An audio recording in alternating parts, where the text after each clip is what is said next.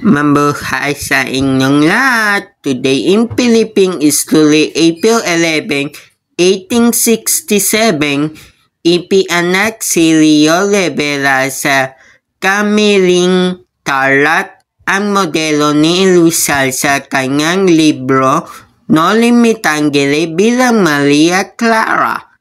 Okay, so ito po yung naging modelo ni Rizal doon sa kanyang nobela na No Limitangere bilang Maria Clara doon sa kwento. Okay po. So, ipapaliwanag ko na sa inyo na yung araw na ito. Okay, ipapaliwanag ko sa inyo. Si Rio Rivera ipianak noong Abril 11, 1867 sa Kamiling Tarlac ay isang mahalagang babae sa buhay ni Jose Rizal.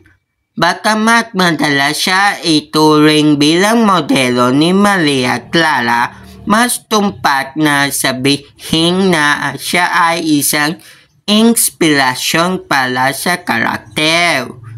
Hindi eksaktong kopya ni Rio si Maria Clara.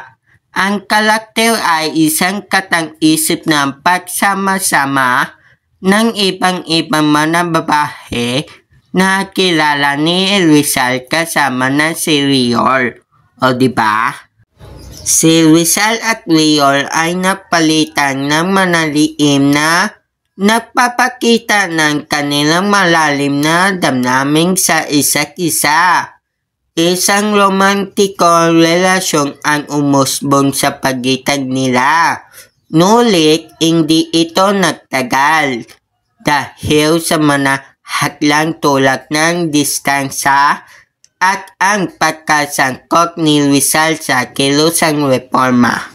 Si Maria Clara ay paunahing babaeng karakter sa No Limitangere ay inilalawang bilang isang dalagang mabait, maganda at religyoso, gayunpaman siya rin ay isang biktima ng mga pangyayari sa kanyang paligid na nagpapakita ng mga suliraning sa lipunan at politika noong panahon ng Kastila.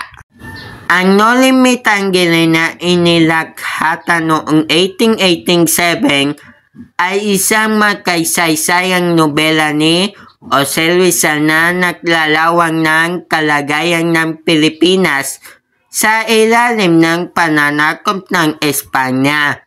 Higit pa sa isang kwento, ito ay isang matapang na pagbatikos sa mga pag-aabuso ng mga payle, kawalan ng ostisya at ang paghihirap ng mga Pilipino. Hanggang dito na lang ang ating video explanation ngayong araw na ito, April 11, 2025. Maraming salamat sa pakikinig. Tandaan, importante na may alam. So, paalam!